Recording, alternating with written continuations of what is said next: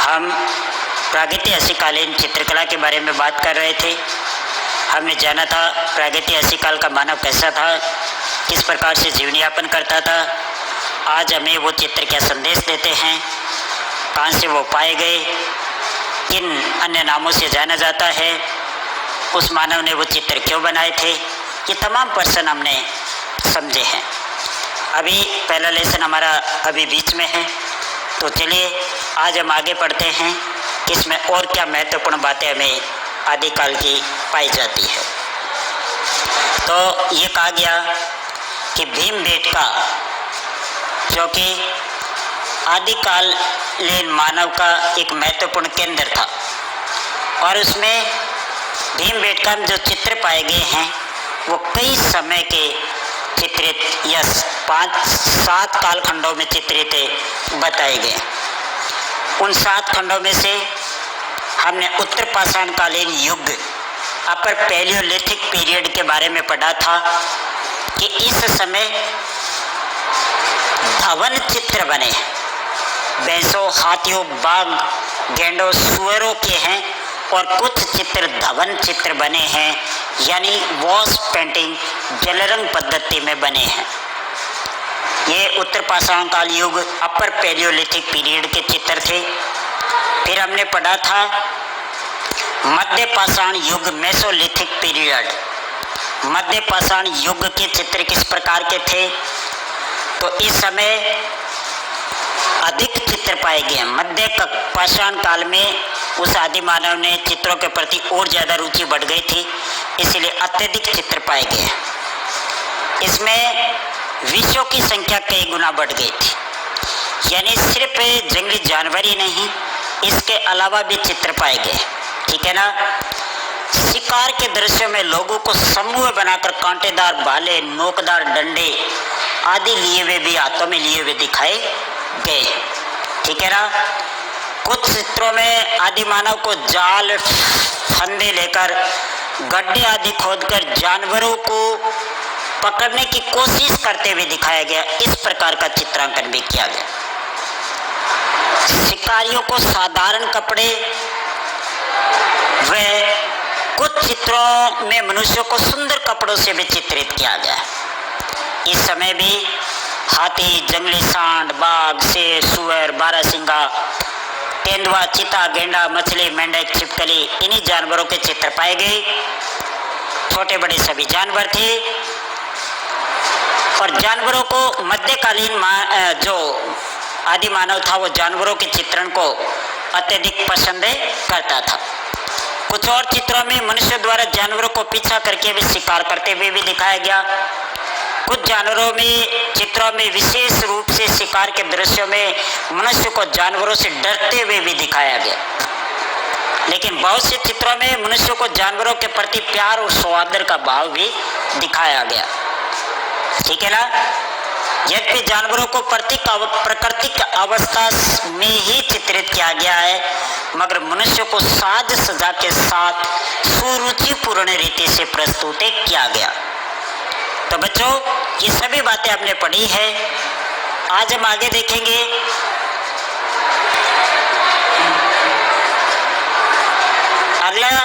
अगली बातें हम पढ़ेंगे। आदि मानव को पेड़ों से फल या शहद इकट्ठा करते हुए, स्त्रियों को अनाज पीसते हुए, खाना बनाते हुए दिखाया गया। इस प्रकार का चित्रण भी हुआ है। ठीक है ना।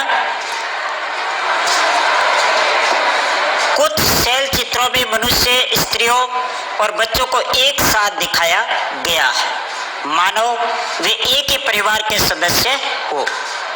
अनेक शैलाश्रयों में हम हाथ और मुट्ठी की छाप पाते हैं।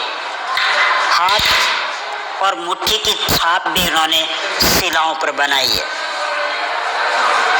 कुछ में अंगुली के सिरों के बने निशान है। भीमबेटका के कलाकार अनेक रंगों का प्रयोग करते थे, जिनमें काला, पीला, लाल, बैंगनी, भूरा, हरा और सफेद रंगों की विभिन्नता ने रंगते शामिल थी। लेकिन सफेद और लाल उनके अधिक पसंदीदा रंग थे। रंग और रंजक द्रव्य विभिन्न चट्टानों तथा खनिजों को कूटकर पीसकर तैयार किए जाते थे। ये बातें भी हमने पढ़ी थी। रंग वो कहाँ से लेकर आता था, ये प्रश्न है।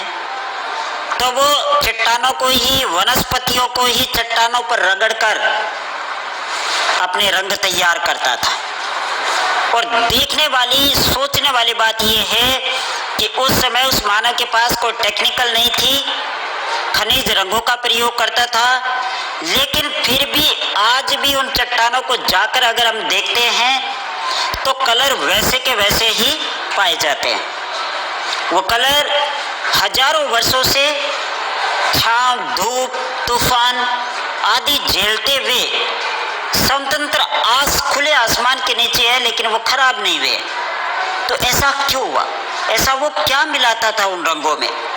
भाई दुबे परीक्षा में आपके सामने प्रश्न बन सकता है कि आदि मानव रंगों में क्या मिलाता था।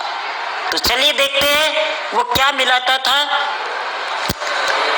लाल रंग जिसे हिरमिच कहते हैं, जिसे गेरू भी कहते हैं।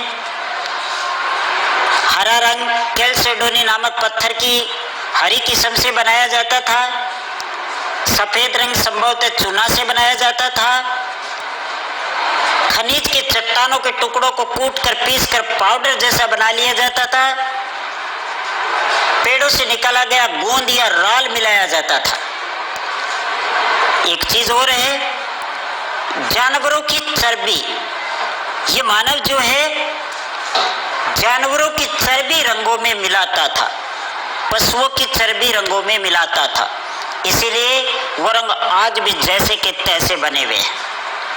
पेड़ों से निकला गया गोंद भी वो रंगों में मिलाता था।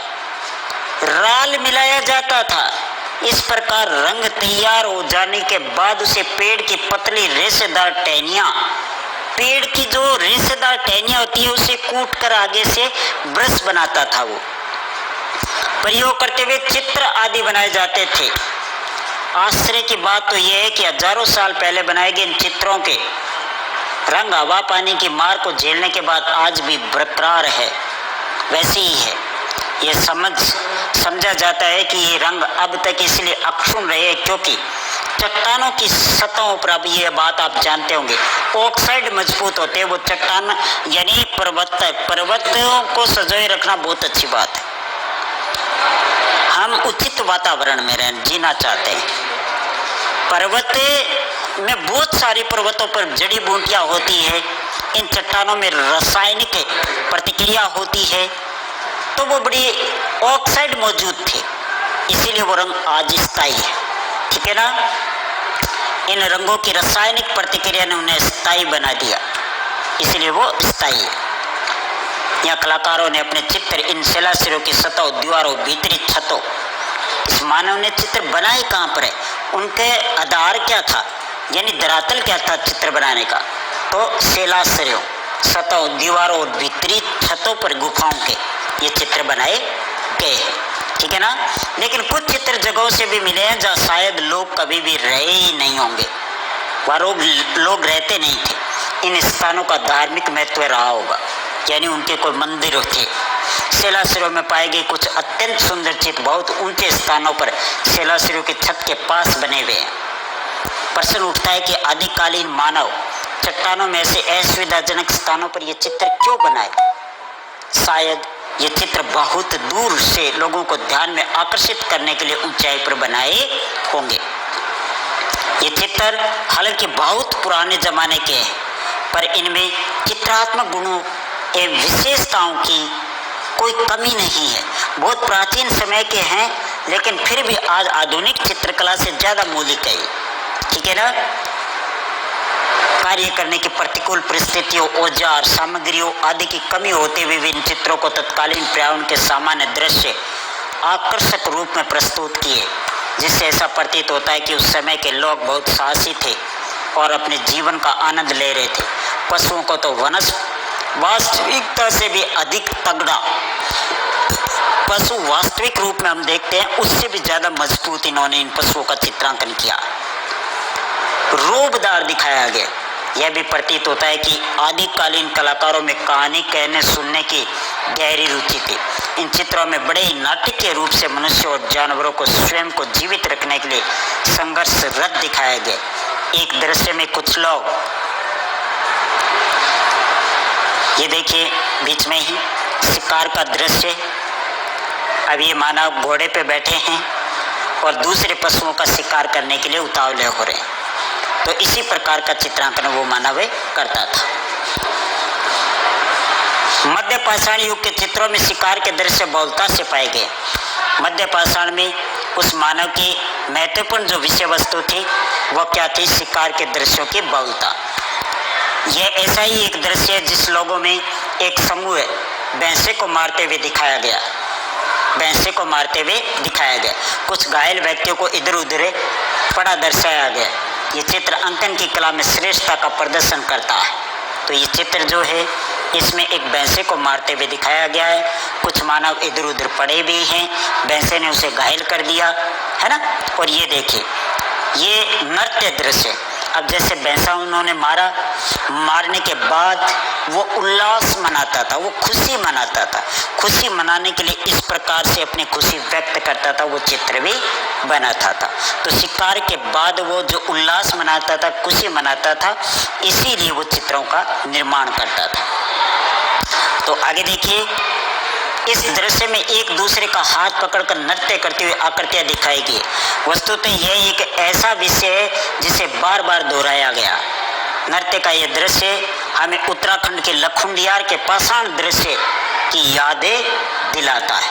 ये चित्र भीमबेटका की चट्टानों से पाया गया है, लेकिन इस प्रकार का दृश्य जो लखुंडियार में भी सुंदर चित्रण किया गया है। ठीक है विद्यार्थियों, आगे देखते हैं। जंगली सांड का शिकार करते हुए दिखाया गया और इस प्रक्रिया के दौरान कुछ लोग घायल होकर इधर उधर पड़े हैं। एक अन्य दृश्य में एक जानवर को मौत की पीड़ा से तड़पते हुए शिकारियों को खुशी से उसके चारों ओर नाचते हुए दिखाया गया। ऐसे चित्रों में यह प्रकट होता है कि मनुष्यों में जानवरों पर अधिकार रखने का भाव पैदा हो गया था। जहाँ अकेले जानवरों के चित्र बनाए गए हैं उनमें आदिकालीन कलाकार की उत्कृष्ट चित्रण कला स्पष्ट दृष्टिगोचर होती है। ऐसे चित्रों में रंग, सामंजस्य और समानुपात दोनों का यथार्थ एवं संतुलित मिश्रण दिखाया गया है। इंडेक्स में क्या बात है वो पढ़ लेते हैं। आज भी अनेक आदिम जाति के लोग ऐसा व्यवहार करते हैं। वे जन्म, मृत्यु, वैश्यता, प्राप्ति और विवाह आदि के समय संपन्न की जाने वाली धार्मिक सामाजिक क्रियाओं को चट्टानों पर चित्र या अवतीर्ण करते हैं।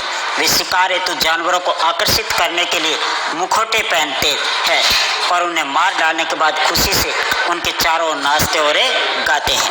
तो आज भी हमारे जाति जनजातियों के द्वारा, भील जनजाति है, ग्रासिया जनजाति है या फिर जनजाति क्षेत्र में इस प्रकार के कार्य आज भी होते हैं। ठीक है ना।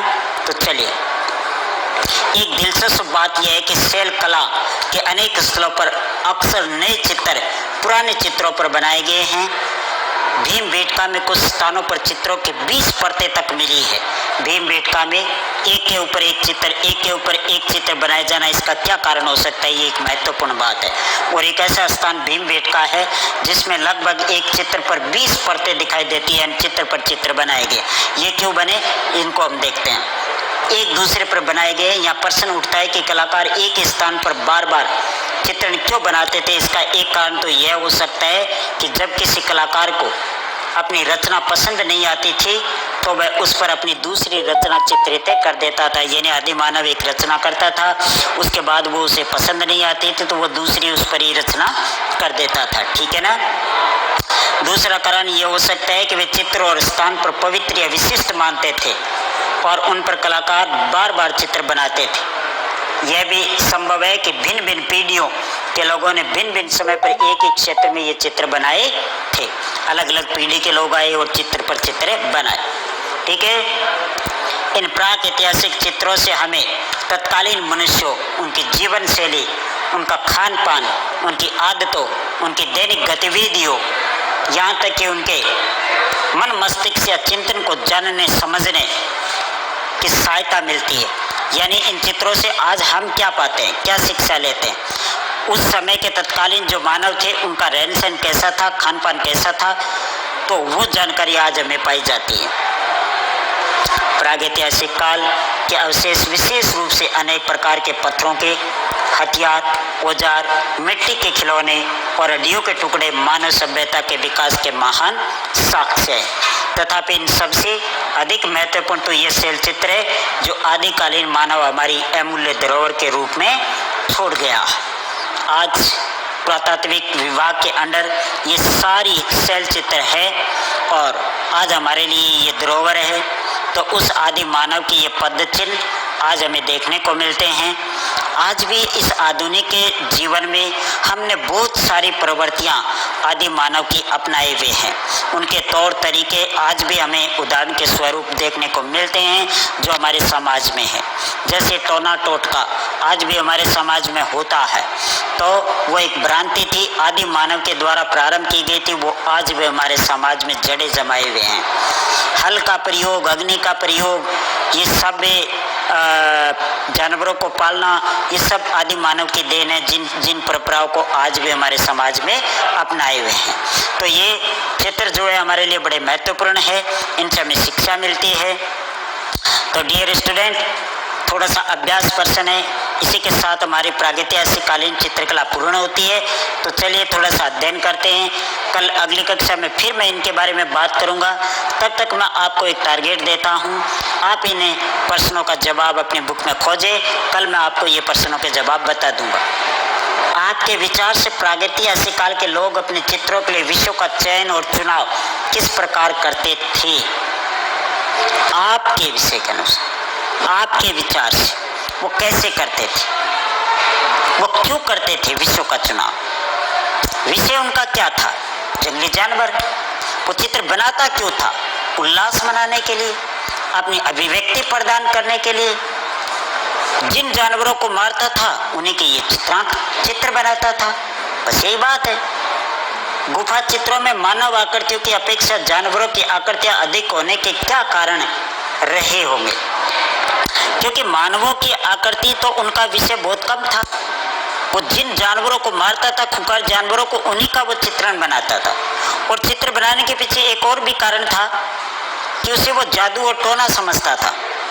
जिस जानवर को मारना है उसका पहले ही वो चट्टान पर चित्र बनाकर वो समझता था कि मैंने जादू टोना कर दिया और इस जानवर को मैं मार लूंगा, इसलिए वो चित्र बनाता था। इस अध्याय में प्रागैतिहासिक काल के अनेक गुफा चित्र दिए गए हैं। इनमें से कौन सा चित्र आपको सबसे अधिक पसंद है और क्यों? इस चित्र का समालोचनात्मक विवेचन कीजिए। बहुत अच्छी बात है। हमने पढ़ा लखुंडियार में एक नृत्य दृश्य था, बड़ा सुंदर चित्रण है। भीमबेटका में भी एक नृत्य दृश्य पढ़ा है, बड़ा सुंदर चित्रण है। वो आप पर छोड़ा गया है कि आपको किसने प्रभावित किया, उसकी विवेचना कीजिए, बताइए उसकी विशेषता। भीमबेटका के अलावा और कौन कौन से प्रमुख स्थल है जहाँ से प्रागैतिहासिक चित्र पाए गए? अब आप ये बताइए कि भीमबेटका के अलावा और हमने कौन से केंद्र पढ़े हैं? भीमबेटका पढ़ा है, विंध्याचल की पर्वत श्रेणियाँ पढ़ी है, उत्तर प्रदेश के पढ़े हैं, बिहार के चित्रण पढ़े हैं, तो बहुत सारे केंद्र हमने पढ़े हैं, ठीक है ना। चित्रों में भिन्न भिन्न पहलुओं पर इनकी तस्वीरों, रेखा चित्रों के साथ एक रिपोर्ट तैयार करें, ठीक है ना। आज के समय में चित्रण, ग्राफिक आदि बनाने के लिए दीवारों का सतह के रूप में किस प्रकार उपयोग किया जाता है? आज के समय में चित्र, ग्राफिक आदि बनाने के लिए दीवारों का सतह के रूप में किस प्रकार से प्रयोग करते हैं? आज हम किस प्रकार से करते हैं, वो आदि मानव किस प्रकार से करता था? तो इन्हीं बातों का जवाब आप सबसे पहले लेसन में खोजिए। कल मैं विस्तृत तौर पर आपको इन प्रश्नों के जवाब प्रदान करूँगा, ठीक है। तो मित्रों, ये हमारा आज का प्रागैतिहासिक कालीन चित्र था, लेसन था। ये देखिए, आदि कालीन मानव के जो निवास स्थान थे वो इस मैप के माध्यम से हमें दिखाए भी गए हैं। सिंधु घाटी स्थानों का मानचित्र नक्शे की बाहरी रेखा पैमाने पे नहीं है, यानी ये सिंधु घाटी सभ्यता है। तो ये प्रागैतिहासिक काल के बाद का इतिहास है ना। ये इधर अफगानिस्तान है, पेशावर, श्रीनगर, मांदा, गुमला, रहमान डेरी, हड़प्पा नगर, कठपोल, देवड़ी, रोपड़, भावनगर, ये सारे यहाँ पर भी आदि मानव रहा है। ये सिंधु घाटी सभ्यता का मैप है, इसके बारे में हम फिर बात करेंगे, विस्तृत से ये बताऊंगा। तो तब तक के लिए इसका आप इस अध्याय का आप पुनः अध्ययन करें। अब आपके पास पुस्तक होगी, लाइन टू लाइन आप एक बार पढ़िए। कोई प्रश्न समझ में नहीं आ रहा है, लेसन समझ में नहीं आ रहा है, तो आप कमेंट में लिख सकते हैं और मैं पुनः आपको समझा दिया जाएगा। ठीक है विद्यार्थियों, अगली कक्षा में फिर मिलेंगे।